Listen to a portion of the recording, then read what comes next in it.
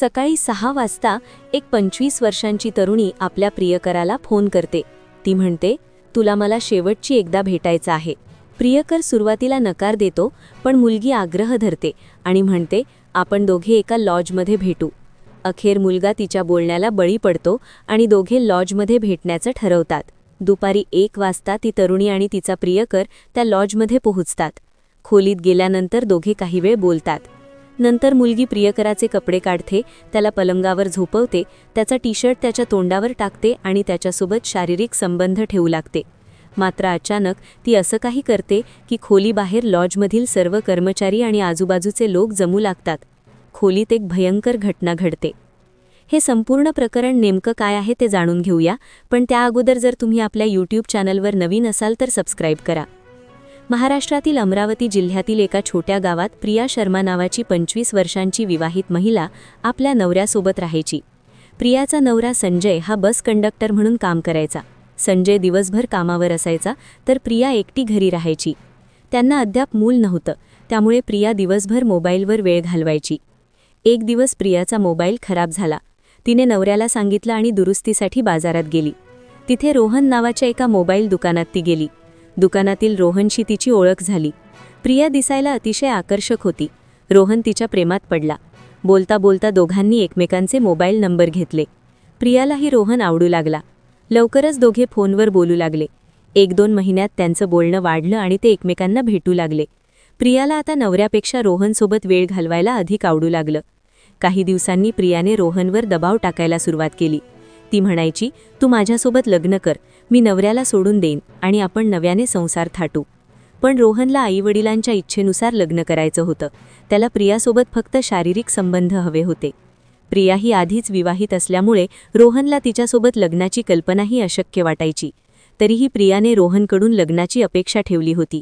मात्र हळूहळू रोहन प्रियापासून दूर जाऊ लागला. तो तिचे फोन उचलेनासा होऊ लागला. प्रिया मात्र त्याला सतत फोन करायची. फोन न उचलला तर ती थेट दुकानात जायची. यामुळे रोहनने दुकान बहुतांशी बंद ठेवायला सुरुवात केली. प्रिया आता रोहनच्या घरीही जाऊ लागली. ती त्याला धमकावायची, जर तू माझ्या मागण्या पूर्ण केल्या नाहीस तर मी पोलिसांत तक्रार करेन. तुझ्यावर आणि तुझ्या कुटुंबावर बलात्कार, छेडछाड असे गंभीर आरोप लावेन. रोहनला वाटलं होतं की प्रिया इतकं टोकाचं पाऊल उचलणार नाही, कारण ती स्वतः विवाहित होती. दुसरीकडे प्रियाच्या नवऱ्याला याबद्दल काहीच माहिती नव्हतं.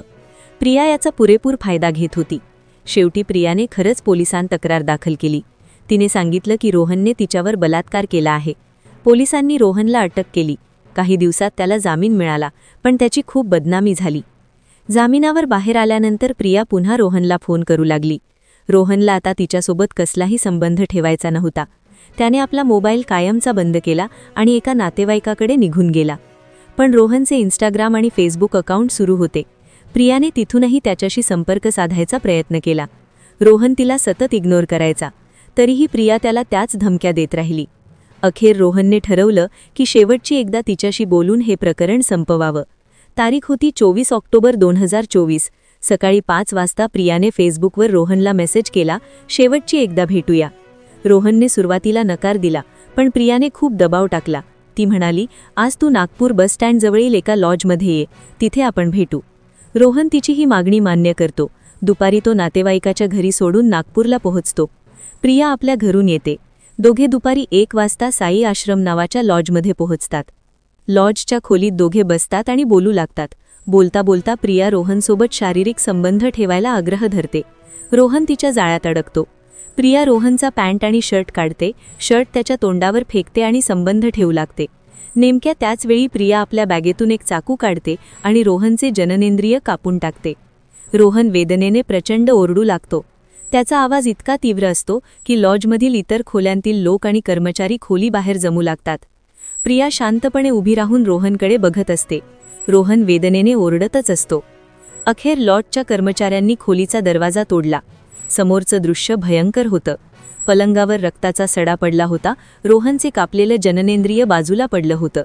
कर्मचाऱ्यांनी प्रियाला पकडून ठेवलं. रोहनला तातडीने रुग्णालयात दाखल केलं. त्यांनीच पोलिसांत तक्रार दाखल केली. पोलिसांनी प्रियाला अटक केली. रोहनच्या आयुष्यावर मात्र कायमचा अंधार कोसळला. त्याचं भविष्य पूर्णपणे ध्वस्त झालं. प्रियानंतर आपल्या नवऱ्याला सोडून आईवडिलांकडे राहायला गेली. पुढे ती रोहनशी संपर्क साधेल की नाही हे कळायचं नाही. ही घटना ऐकून तुम्हाला काय वाटतं? तुमच्या मताचा आदर आहे.